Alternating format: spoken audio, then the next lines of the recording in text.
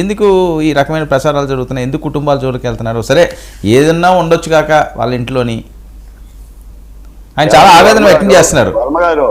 వర్మ గారు జోగి రమేష్ గారి యొక్క వ్యవహారాన్ని జోగి రమేష్ గారే రోడ్డు మీద పెట్టిండు. కూతురులా చూసుకుంటాను కోడల్ని అన్నతను కూతురికి చెప్పమనండి, మేఘన గారిని కూర్చోబెట్టి చెప్పమనండి.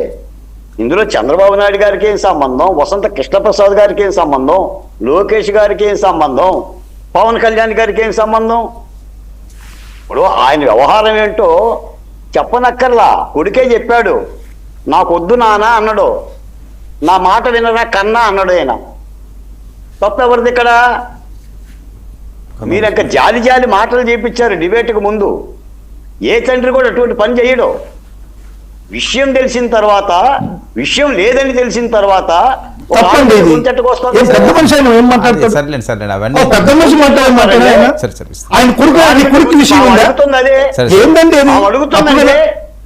మేఘన గారు అడుగుతుంది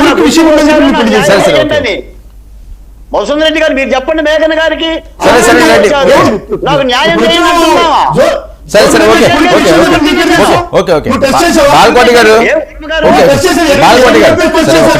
మీకు ఎక్కువ మాట కూడా చెప్తా వర్మ గారు.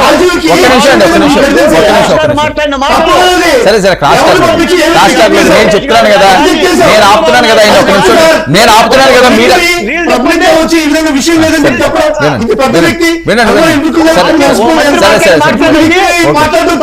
బాలకోటి గారు ఇప్పటికీ కూడా ఆయన కుటుంబ వ్యవహారంలో తెలుగుదేశం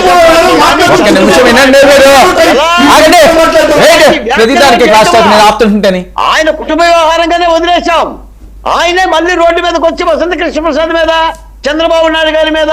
సరే ఓకే బాలకోటి గారు ఏంటి లోకల్ ఎలక్షన్ పరీక్షలు ఏంటి? సర్వే సరే, సర్వేలు నిజమో అబద్ధమో ఇప్పుడు ఎవరో చెప్పలేరు, కానీ ఎవరికి తోచిందో లేకపోతే వాళ్ళు తీసుకున్న శాంపిల్లోనో వాళ్ళు అనుకున్నది ఏదో వాళ్ళు ప్రజెంట్ చేశారు.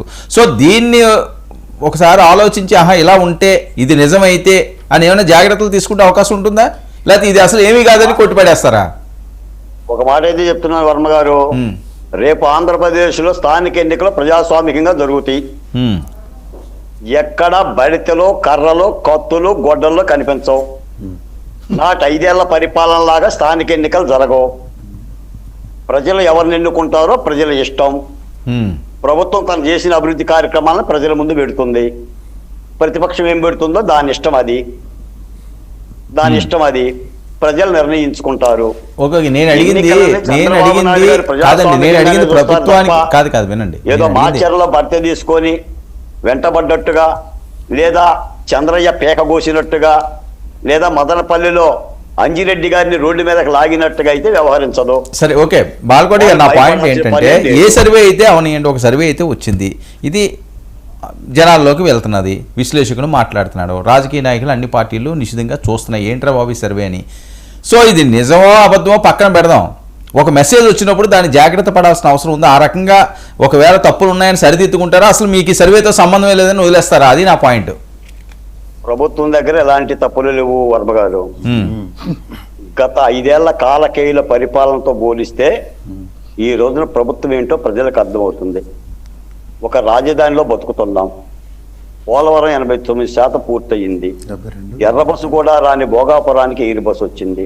మీకు ఒక మాట చెప్తున్నా, పర్ మంత్ నెలకు 2750 కోట్ల రూపాయల పెన్షన్కి చంద్రబాబు నాయుడు గారు ఇంటికి వెళ్ళి ఇస్తున్నాడు.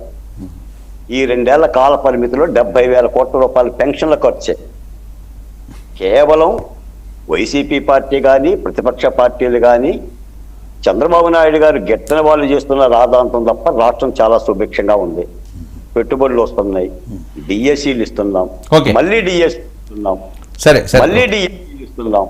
కాబట్టి అభూత కల్పలతో రాజకీయాలు చేయాలనుకుంటే ఆ కాలం పోయింది.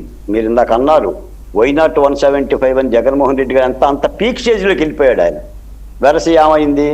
కానీ ఇక్కడ ప్రభుత్వం తను చేస్తున్న పనిని కాదే. సరే జగన్మోహన్ రెడ్డి గారు వైనాట్ 175 అన్నట్టుగా మాకు అసలు తిరిగే లేదని మీరు అనుకుంటే తెలియదు కదా గ్రౌండ్లో ఎలా ఉన్నదన్నది. అదే నేను అంటున్నాను, ఆ జాగ్రత్తలు తీసుకోవాల్సిన అవసరం ఉందా లేదా అని. మీకు మాట చెప్తాను సార్, చంద్రబాబు నాయుడు గారి గురించి మీ దగ్గర చెప్పే అంత వ్యక్తిని కాదు నేను. చంద్రబాబు నాయుడు గారు పరిపాలన నిష్ణాతుడు, రాజకీయాల నిష్ణాతుడు. ఇప్పుడు ఆత్మసాక్షికి జరిగే తెలిసిన సర్వే చంద్రబాబు నాయుడు గారికి తెలియదంటవా? కొన్ని బాలకోటకి తెలియదంటవా? మేము సమీక్షించుకునే మనుషులని. సరేనండి. కాదు 2019లో ఏమైంది మరి అలా అనుకుంటే? కాదు 2019లో ఓడిపోయినప్పుడు 151 సీట్లు ఆళ్ళకి వచ్చినప్పుడు అప్పుడు గుర్తించలేదా, అనుకోలేదా? ఇంటెలిజెన్స్ సర్వే ఒక్క నిమిషం. మీకు అందుకని వర్మ గారు నేను అందుకనే చెప్తున్నాను, ఇది ప్రజాస్వామ్యం. అదే అంటున్నాను. ఇప్పుడు ఎవరికి కూడా కాన్ఫిడెన్స్ ఉండొచ్చు కానీ ఓవర్ కాన్ఫిడెన్స్ ఉండకూడదు కదా. మీకు ఒక మాట చెప్తున్నాను సార్, గెలిచిన ప్రభుత్వం మళ్ళీ గెలవాలనుకుంటుంది, మళ్ళీ గెలవాలనుకుంటుంది. కాబట్టి ప్రభుత్వం కూడా శ్రద్ధగా ఉంటుంది. ప్రతిపక్ష పార్టీకి అంత జాగరూకత ఉంటే అధికార పార్టీకి ఎంత జాగరూకత ఉండాలి, ఎంత వినమ్రత ఉండాలి, ఎంత పద్ధతి ఉండాలి. కాబట్టి మేము పద్ధతిగా ప్రజాస్వామికంగా పరిపాలించే పరిపాలన ఇది. నాడు దౌర్జన్యం చేసే పరిపాలన కాదు. జగన్మోహన్ రెడ్డి గారికి మేము చెప్పిన వాళ్ళు మీలాంటి డిబేట్లకు వచ్చి అయ్యా అలా కాదయ్యా అని ఆయన ప్రజాస్వామ్యాన్ని లెక్క చేయాల బంతాట ఆడుకున్నాడు, వెరసి అధికారం పోయింది. సరే అయినా కూడా ప్రతిపక్ష పార్టీగా ఆయన చేసే పని ఆయన చేస్తాడు, మేమేం తప్పు పట్టం. ఓకే, అసెంబ్లీకి వెళ్ళి చేయొచ్చు, ఆయన అసెంబ్లీకి కూడా వెళ్ళటం లేదనుకో, అది ఆయన ఇష్టం. రైట్. ఓకే, మేము దాన్ని కూడా కాదన్నాం. సరేండి. ఓకే. ప్రజల నాడి కూటమి వైపే ఉంది. ఇదండి రేపు లోకల్ ఎన్నికల్లో తెలుస్తుంది దీని సంగతి అని.